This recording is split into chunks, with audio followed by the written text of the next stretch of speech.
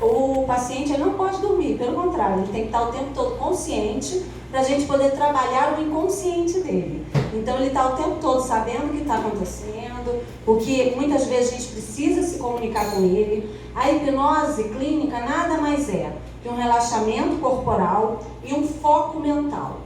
Então você foca a sua mente naquilo que o hipnólogo leva você a ver, né? E aí com o foco mental a gente consegue trabalhar várias questões que estão mal ressignificadas, mal resolvidas aí na mente, entendeu? Então a hipnose de palco ela é diferente porque ela não precisa da pessoa consciente, pelo contrário, né? Quanto mais inconsciente, melhor. E já na hipnose clínica a gente precisa do paciente consciente, embora a gente trabalhe o inconsciente. E nesse momento da inconsciência do consultório, a pessoa fica como? A pessoa reage como, né? Começa a falar ou fica muda? Como é que é essa resposta? Deixa eu só te explicar um pouquinho como é que funciona a nossa mente. A nossa mente é um computador, registra tudo. Então todas as memórias, desde lá do útero, né? A gente registra na nossa mente. É um computador. Então fica tudo lá. Nós temos 3 níveis de consciência. Tem o consciente, o pré-consciente, que a gente chama de subconsciente, e o inconsciente, né? Na hipnose, o que a gente faz, né? Eu trabalho com a hipnose ericksoniana, que através da respiração você entra em hipnose.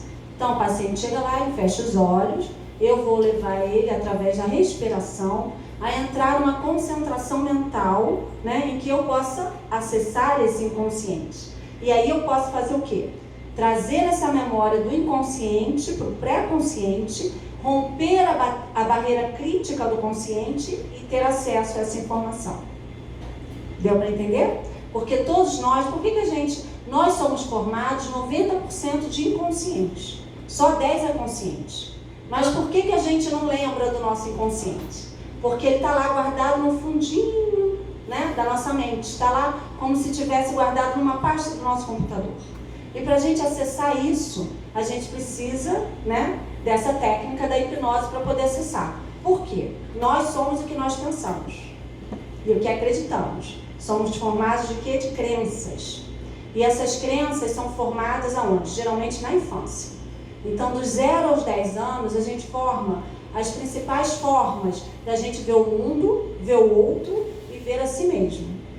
E essas crenças, elas estão aonde? No nosso modo de viver, nos nossos pensamentos automáticos, nos nossos comportamentos. E para a gente mudar isso, a gente tem que ir lá no inconsciente. Entendeu um pouquinho? Esse seria o benefício imediato, em português simples. Porque você faz análise, por exemplo, eu fiz uma análise agora de 2 anos de psicoterapia, me deu alta, né? Isso é verdade. Recebi alta. Deve. Oi? Não deve ter alta. Depende da abordagem. Você não tem alta nesse Na estilo? minha tem. Tem alta. Eu não quero ficar uma velhinha ali na terapia, de bengala e tudo. Depende da abordagem. Deus me livre de alta. Psicólogo que dá alta pra mim e pra você não presta. Psicanalista. Mas no meu ele me deu alta. Ele quer que eu fique sozinho um pouco também, não é isso? Tem isso também. Qualquer recaída eu volto Você vê lá. como é que você se comporta. Porque eu sou mais velho, eu sou bem mais velho que você. Então é outra etapa da minha vida. Hã? Moral. Tô outra etapa da vida, não adianta. Já, a roda para lá, não roda para cá. Não é? Agora, tem pessoas que desistem no meio do caminho, não aguentam mexer quando era criança lá. Muitos desistem, né? Inclusive quando a pessoa chega no primeiro dia lá, né, na consulta, o que eu explico, né? Que a gente vai ter que mexer com algumas coisas, que às vezes são dolorosas, não é fácil, né? Até porque quando a gente trabalha em hipnose clínica, a gente vai atrás do quê? Do trauma. Para poder ressignificar o trauma e trazer a pessoa diferente. O que é o trauma? É aquilo que ficou lá de negativo guardado no seu inconsciente, que muitas vezes causa hoje uma depressão, uma ansiedade, um transtorno de pânico, uma fobia. Então a gente tem que ir lá no inconsciente, um toque, exatamente. Eu tenho toque da porta. Então, Fico 3 horas vendo você tá fechado. todo mundo sabe que é toque, gente? É transtorno obsessivo compulsivo, que às vezes a pessoa não sabe, né? E Mas o às quê? vezes nem é toque. Às vezes nem é toque. O que é? Pode não ser toque. Tem que avaliar se é toque mesmo. O que ele fala, ele já falou abertamente. Porque o que o toque tem? Isso, qualquer mania excessiva que traga um sofrimento a você, tem que trazer um sofrimento. Porque as pessoas, às vezes a pessoa tem uma mania excessiva que não traz sofrimento para ela. Limpeza, arrumação. Isso, se traz sofrimento e é excessiva, pode ser considerado um toque. Né? Mas tem que trazer sofrimento para você. Terapia coletiva, falei qual é o teu problema. Mas isso pode ser feito em grupo? Ela está perguntando. Certo? Pode ser feito em grupo, hipnose em grupo. Eu trabalho no grupo da terceira idade, né? Pode ser feito, mas aí é um trabalho diferente. A hipnose em grupo, a gente chama de uma hipnose mais positiva. Para quê? Para elevar a autoestima, para fazer a pessoa, né, se sentir mais alegre, mais produtiva, mais feliz. Então a gente coloca isso lá no inconsciente. E a pessoa começa a ter um comportamento melhor, né? A hipnose em grupo não tem como a gente tratar questões específicas, por exemplo. Traumas a gente não pode tratar em grupo, até porque isso é muito particular de cada um, entendeu? Com tanto misticismo, com tantas coisas derivadas de religião, né? Com tanta gente acreditando em religião, você acha que essa psicoterapia, essa análise, como é que faz envolver essas pessoas para esse estilo, né? Porque é difícil tirar as pessoas, né, da sua crença, da sua religião, da macumba, do que for, né? Dos misticismos, como eu falei. Como é que você tira de lá e traz para você, não é isso? Na verdade, qualquer terapia, né, seja ela a abordagem que for, é um autoconhecimento. É para você se conhecer melhor, para você entender melhor como é que você funciona, né? Vai muito além de, assim, a crença que nós formamos, aí o resto falou muito bem, ela, como eu falei, começa lá na infância, né? E aí vai se baseando para a vida adulta. Então, nós somos o que nós acreditamos. Né? Essas crenças fazem essa pessoa. Claro que hipnose e regressão tem muito esse misticismo, né? Envolvendo a religião. Eu tive uma vez uma paciente, foi muito engraçado, que eu fiz uma regressão com ela e ela retornou, né? E ela era evangélica e ela não acreditava em outras vidas, né? E realmente a gente não pode dizer que a pessoa vai em outras vidas, porque a gente diz que é uma vivência daquela pessoa que pode ter sido um filme, um livro que ela leu. A gente não pode afirmar que é uma outra vida. Só que ela se viu num outro corpo, com um menino, passando uma outra situação. E ela voltou e ficou muito assim, poxa, porque o pastor diz que não existe. Né? Foi até engraçado. Falei para ela, olha, mas não quer dizer que exista. Isso é uma coisa que estava lá no seu inconsciente. Pode não ser outra vida, pode ser o material de alguma coisa que você viu, né? De um filme, de um livro, de alguma coisa que alguém contou e ficou registrado, você fantasiou, né? Então não quer dizer que seja outra vida. Tem gente que acredita que é, ok. Aí entra no que você falou. É a crença de cada pessoa. Agora o profissional não pode dizer que é. Até porque disso a gente não tem prova científica. A prova científica que a gente tem hoje com a hipnose é que em 2 minutos de hipnose você já libera vários hormônios, né, positivos para sua mente. Então endorfinas, serotoninas, isso já tem prova. A neurociência já comprova isso. Então, você leva meia hora no exercício, né, para liberar de hormônios bons, você libera com 2 minutos de hipnose. Então, por isso, já ela traz um grande bem-estar. Né? As pessoas, quando elas fazem a hipnose, elas voltam e falam, nossa, eu estou leve, né? Porque tem essa liberação desses hormônios, entendeu?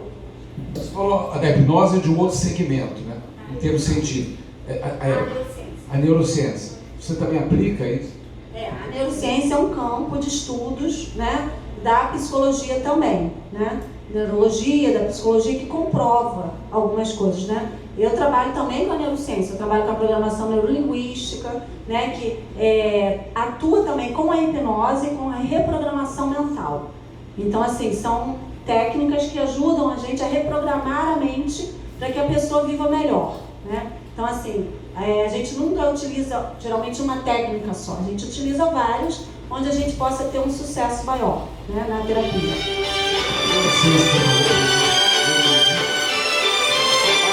Força, isso? Com certeza, palavra, e não é só palavra junto com a emoção, né? Então, a neurociência hoje já sabe, a programação neurolinguística se baseia nisso, de que realmente, quando você fala, se você coloca emoção naquilo que você fala, tem um peso maior para a sua mente, né? Porque você acredita, é a crença. Se você fala por falar, não tem força nenhuma. Mas se você fala com convicção, com crença de que aquilo é verdade, aquilo está dando uma resposta para a sua mente, né? Então, por isso tem força. Por isso que a programação neurolinguística hoje é um campo que está aumentando muito, né? Porque realmente, se você aprende, né, a falar e acreditar naquilo que você está falando e for positivo, nós estamos precisando fazer uma limpeza dos nossos políticos, né? Você acha que esse tratamento é dar um jeito, né? Você acha que se limpasse essa coisa um pouco? Porque eles vêm de uma sujeira, né, gente, muito grande. Então, cada vez pior. Você acha que se retornassem, puxa, não era assim, virei assim. Você acha que isso conserta alguém? Uma forma? Na verdade, a primeira coisa que a gente tem que fazer, individual, né? Lógico.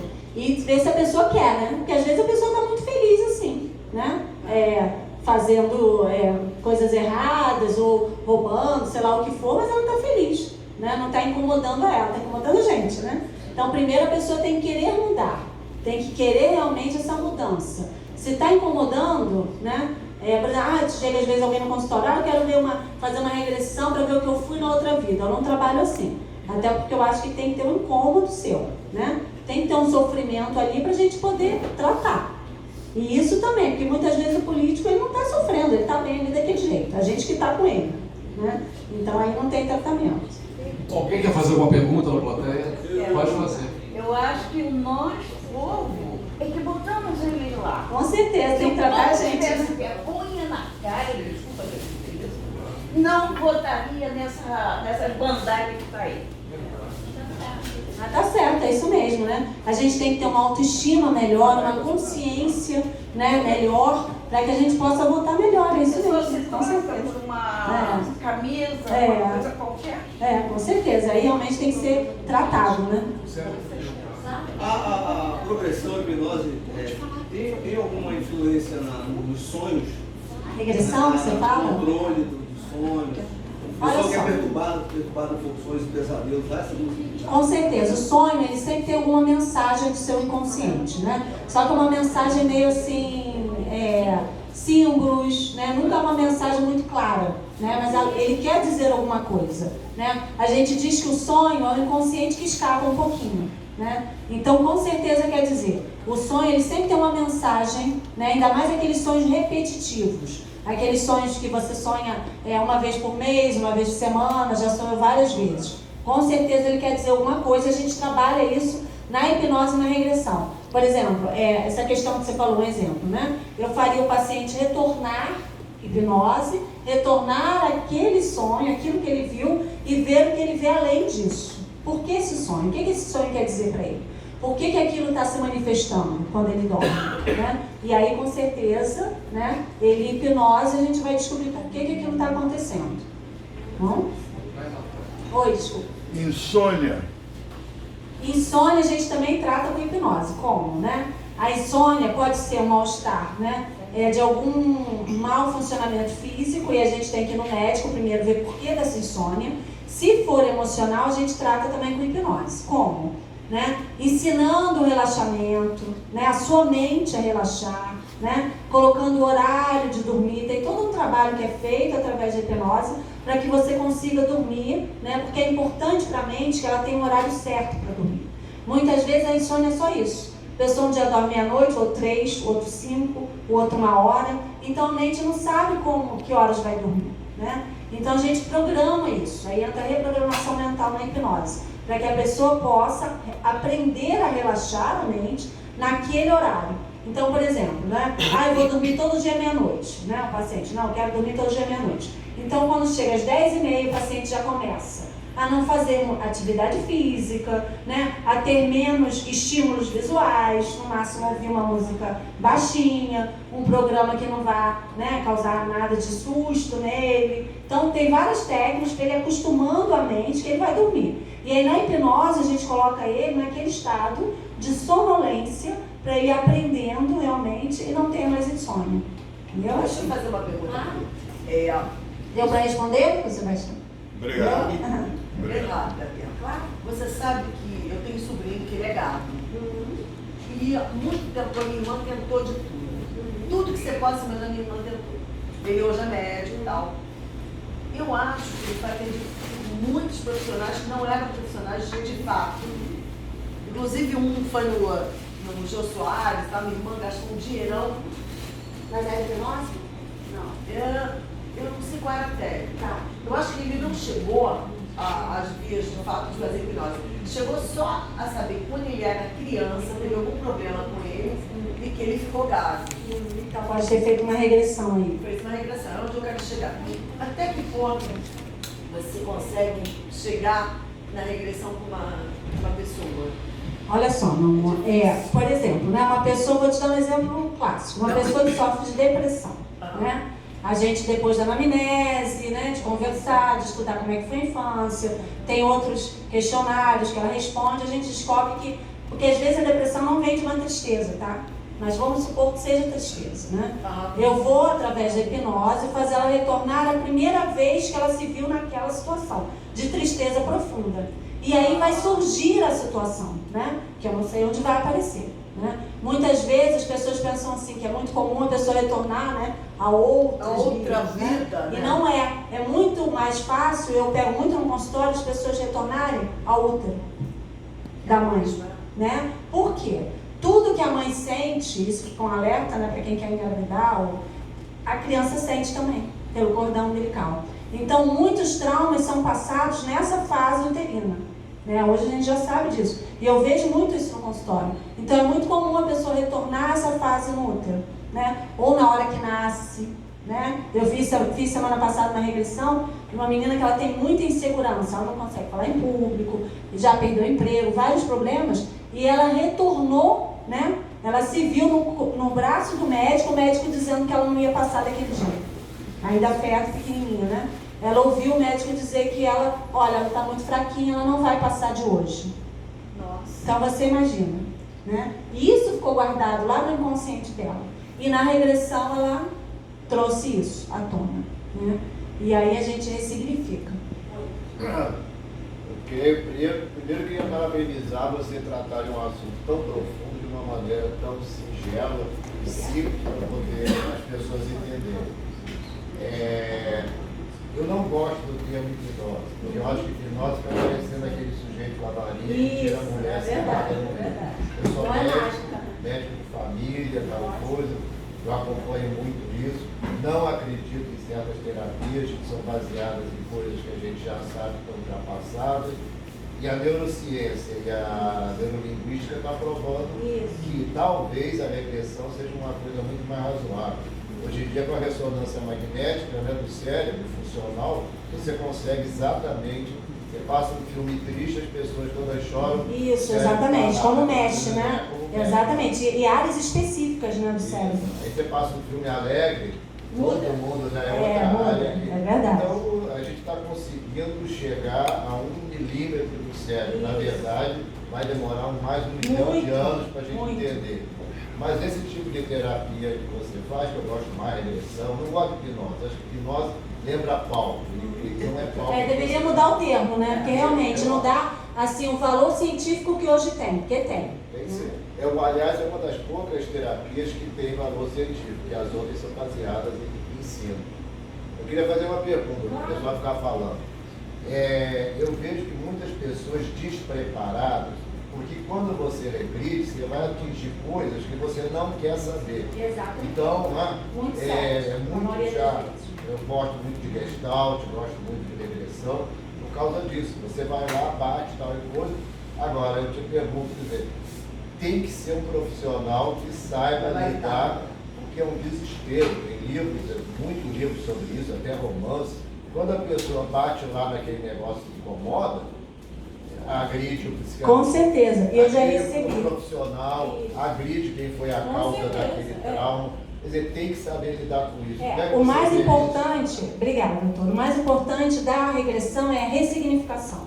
E isso é que é mais importante, né? Porque não adianta você levar a pessoa ao trauma se você não sabe como trazê-la de volta melhor. Não adianta, você já está coberto de razão. Eu, inclusive, já peguei no consultório, né, pacientes que vieram de regressões mal feitas. Né? Porque hoje tem hipnose que aprende online e tem profissional trabalhando por aí. Então é muito importante o que o doutor falou para que a gente fique atento, né? Hipnose tem que ser feito por um profissional capacitado. Eu mesmo fiz psicologia, né? Faculdade, depois fiz 3 anos de especialização, né? Eu tenho especialização pelo Instituto Brasileiro de Hipnose em hipnose e regressão. Então assim, por isso até que, né, pelo que eu falo de forma simples, que eu atuo com isso todo dia. Então, realmente é uma responsabilidade muito grande, né? Porque você mexer com trauma, né, é uma coisa muito séria, né? Porque mesmo você mexendo com toda a técnica, com todo o cuidado, ressignificando, a pessoa voltando melhor, muitas vezes a pessoa não volta no consultório, né? E você, com a certeza de que você trouxe ela de forma melhor. Por quê? Eu uma vez levei, né, meu marido de prova, que ele estava lá na clínica me esperando, 3 horas e meia numa regressão. Por quê? A pessoa se viu numa situação e ela não conseguia, fiz todas as técnicas e ela não conseguia ressignificar aquilo. E eu só consegui, só sair dali quando ela ressignificou. Né? Traduz melhor ressignificar. Oi? Traduz. O que é ressignificar? É a gente transformar aquele trauma que ela tinha, né, numa visão diferente daquele acontecimento. Então, por exemplo, essa menina, né, que viu lá na mão do médico que ela só ia ter um dia de vida, né, que não teria mais. O que eu fiz? A gente tem técnicas apropriadas. Uma das técnicas, por exemplo, quem que você mais confia na sua vida hoje? Ah, minha avó. Ok. Então você vai visualizar sua avó indo lá e dizendo para você, no colo do médico, que você vai ficar bem, né? Que isso aconteceu, mas que passou, você sobreviveu, você virou uma moça, né? Isso não está acontecendo mais. Então você dizer para sua mente que aquilo não existe mais. Ressignificar aquele trauma, aquela vivência, né? Então, deu para explicar melhor? É ressignificar a vivência, o trauma. Fazer com que você enxergue aquilo de outra forma. Como é que o paciente volta? Ele lembra de tudo que aconteceu, mas aquele trauma não é mais um trauma.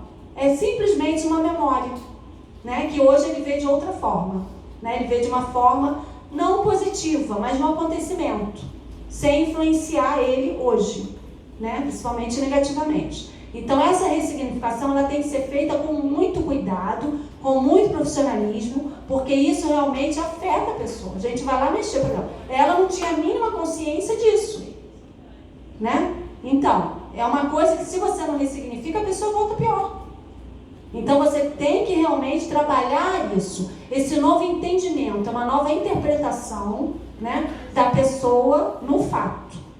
Ela vai ver de outra forma, ok. Ela realmente, o médico falou isso, mas ela viu que não foi isso que aconteceu. Hoje ela está bem, está tudo bem, né? Não, quer dizer, às vezes você dá a impressão que você bate com a barriga, a pessoa, peraí, deixa eu falar. Que ressignifica, não é assim. A pessoa, quer dizer, você dá o caminho para a pessoa ressignificar. Tem muita gente que vai pensar que é assim, pá, bate na cabeça, ressignifica. Dá um trabalho desgraçado. Muito difícil. A maioria das pessoas não quer sair da situação, não sei como é que você interpreta isso, mas tem muita gente que gosta de ficar deprimido, que gosta de ficar ansioso e fica, né? Tem um ganho secundário, né? Isso aí, isso que eu queria. Pois é, essas palavras são complicadas para o direito, mas tem pessoa que ganha estando doente. Aquela senhora que está sempre doente, aquele homem que diz que não dá certo a vida dele porque está doente.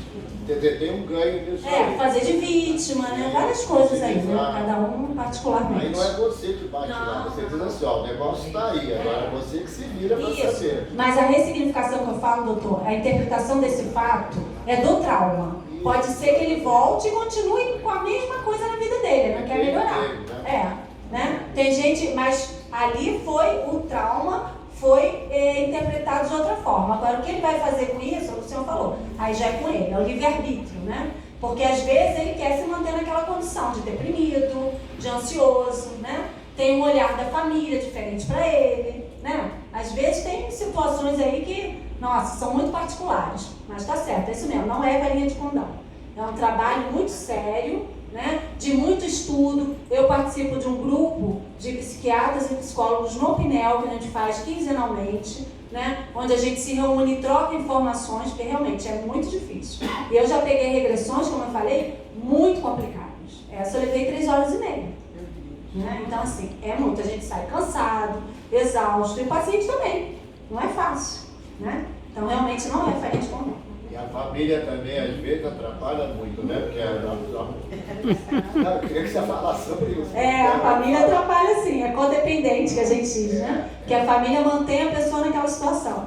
Né? Isso existe muito, O sim. maluquinho da vez da família, né? Aquele fulano é maluco. Então aquilo ajuda a família a achar que os outros não são malucos. Isso, e até a família às vezes se sentir melhor, né?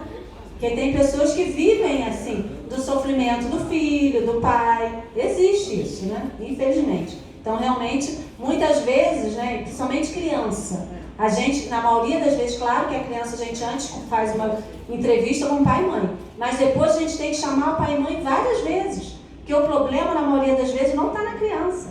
Né? Como o doutor falou, está nos pais. Tá bom? Ai, meu Deus. Mais alguma pergunta? Tem mais alguma pergunta? Alguém? Para liberar a doutora. A pessoa falando, você não presta, e a pessoa presta. É uma praga que joga para a pessoa? Depende como você interpreta isso, meu amor. Entendeu? Isso. Se você interpretar... Amigo que é amigo, só deseja coisa boa. É verdade, né? Mas não é nem o que a pessoa fala, é o que você entende daquilo. Então, se uma pessoa diz pra você que você não presta, mas é uma pessoa que você considera muito, um pai, uma mãe, um avô, um amigo que você considera, aquilo vai ficar gravado ali, né? E pode virar até um trauma. Eu acho realmente que eu não presto. Agora, se for uma pessoa que eu não ligo, que eu não dou importância, eu vou interpretar. Nada a ver. E aí não vou, né, ficar com aquilo gravado na mente. Então, tudo depende da forma como você interpreta. Que às vezes o outro está te elogiando, está falando que você é linda, maravilhosa, e você também não absorve aquilo, né?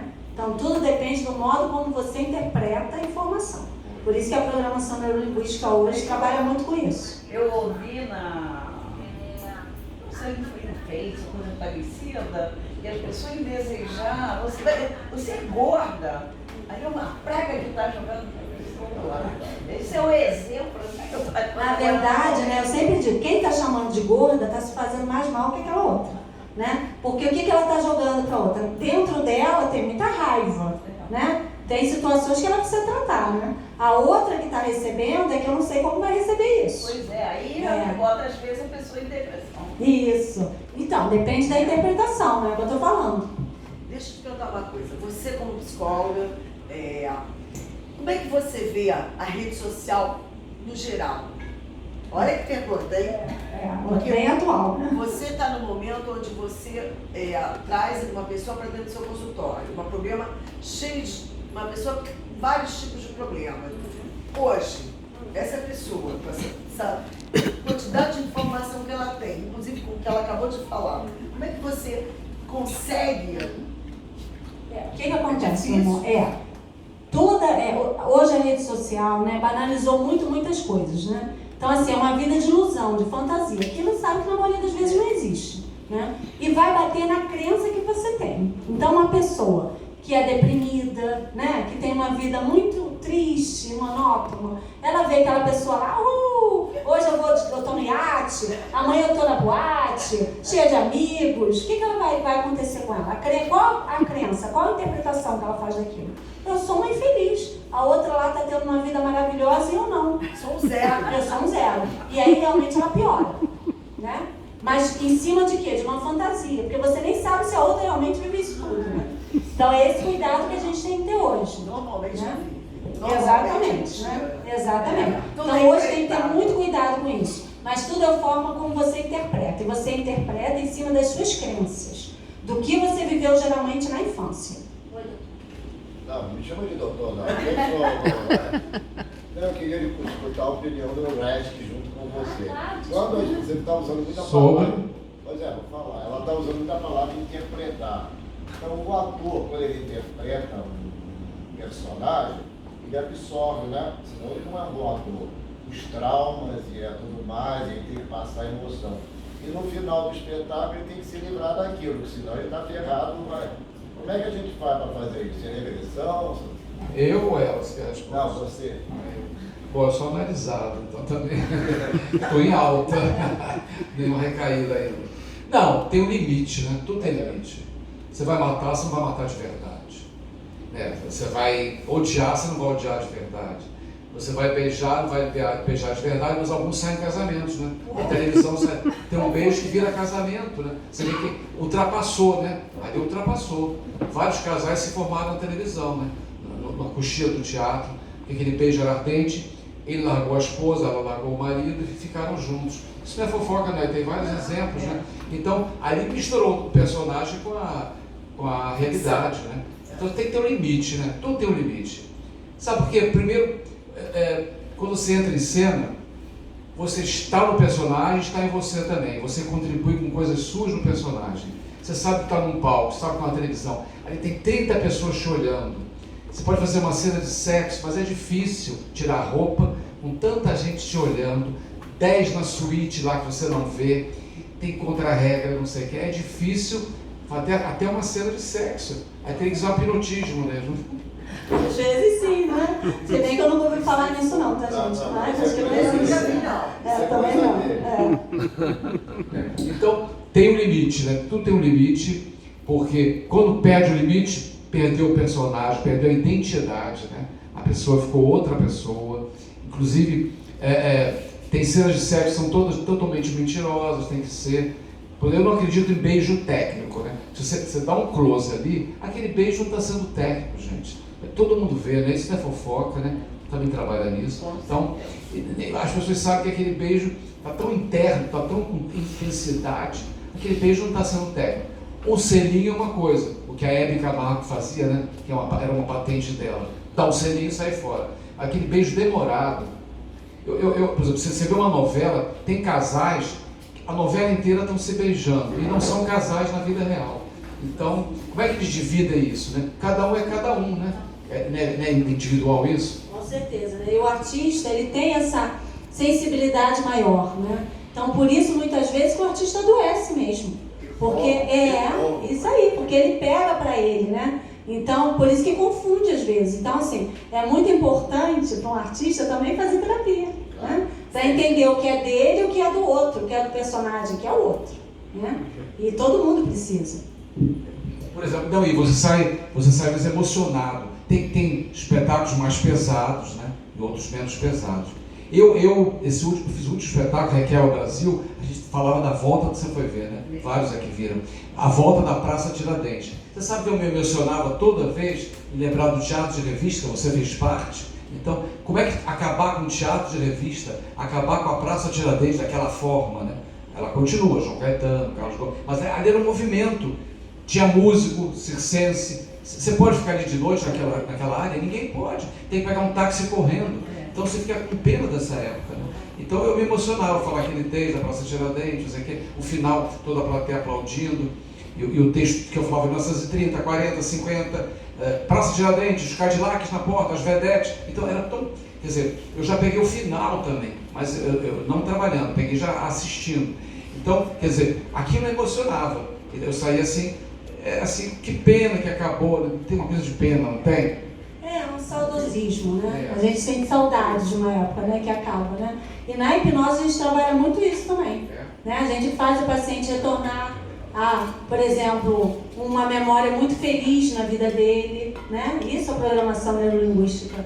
Instala uma âncora de felicidade na mente. Então, assim, a gente trabalha com isso também, com as memórias boas, né? Com as memórias que ficam. Por exemplo, uma pessoa que está muito triste, né? A gente faz ela retornar a uma situação muito feliz da vida e faz ela se sentir feliz, né? Traz aquela sensação de felicidade, de alegria e cria uma âncora, né? Para que ela possa ter essa sensação mesmo quando voltar da hipnose. Então, assim, é importante isso. Nós temos que acabar, mas só para relembrar, a Cila sentou aqui, veio na minha memória, olha só, doutora. Eu lembrei dos Mamonas Assassinos, né? E lembrei da Cida. A Cida teve uma premonição do Big Brother, todo mundo conhece. E os Mamonas, falando do avião, um deles falou assim, né? Esse avião, não falou do Mamona Assassina? Antes foi o avião, não foi? E o avião caiu. E existiu alguma coisa na hora, a lance da Cida, da irmã também? Isso existe uma coisa na mente? O que acontece, né? Nós temos energia, né? O mundo é cercado por energia, né? Do mundo todo. Então, assim, claro que tem, né? A gente recebe mensagens, tem pessoas que são mais sensíveis a isso, e a gente recebe mesmo. Isso existem universos paralelos, né? Acontecendo. A gente está aqui agora, tem gente morrendo, tem gente nascendo, né? Tem gente brigando, tem gente casando. Então, isso tudo está acontecendo agora e a gente sente mesmo isso, né? Tem gente roubando, né? Tem de tudo. Então, assim, tem pessoas vivendo coisas maravilhosas, coisas tristes, e também pela afinidade que a gente tem com aquela pessoa, ou com o que está acontecendo, né? A gente pode sentir isso, sim, sem dúvida. Vamos aplaudir essa mestra no assunto, essa psicóloga, obrigado pela presença. Nesse espaço pequeno, mas grande,